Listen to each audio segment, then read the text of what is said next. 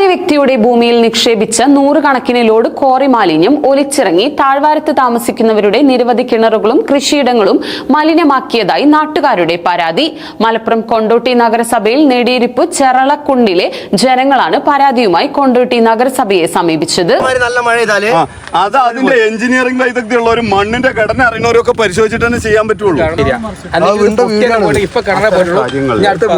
സമാധാനമായി കേൾക്കും. അത്തരം കാര്യങ്ങളിൽ ഒരു തീരുമാനം. ഹൽവ കോഴിക്കോടൻ ഹൽവ ഈ റോഡിനെ പറ്റിയ ചെറളക്കുണ്ടിലെ റോഡാണ്, ഞങ്ങളെ ദേശത്തെ റോഡാണ്. ഇവിടെ എന്ത് പരാതി ഉണ്ടെങ്കിൽ ഉപ്പിടാൻ റെഡിയാ. ഉപ്പിട മാണി മടത്തിൽ സാജിന്റെ അമ്മ മാണി.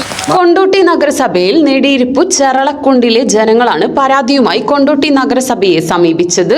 സ്വകാര്യ വ്യക്തിയുടെ ഭൂമിയിൽ നിക്ഷേപിച്ച നൂറുകണക്കിന് ലോഡ് കരിങ്കല്ല് പൊടിച്ച കോറി മാലിന്യം ഒലിച്ചിറങ്ങി താഴ്വാരത്ത് താമസിക്കുന്നവരുടെ നിരവധി കിണറുകളും കൃഷിയിടങ്ങളും മലിനമാക്കിയതായാണ് നാട്ടുകാരുടെ പരാതി.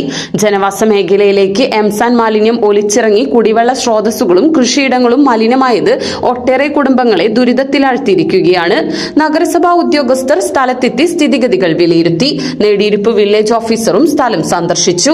കുന്നിന് മുകളിലെ പ്രദേശം നികത്തുന്നതിന് നിക്ഷേപിച്ച എംസാൻഡിന്റെ വേസ്റ്റാണ് കനത്ത മഴയിൽ ഒഴുകി ജനവാസ മേഖലയിലേക്ക് എത്തിയത്.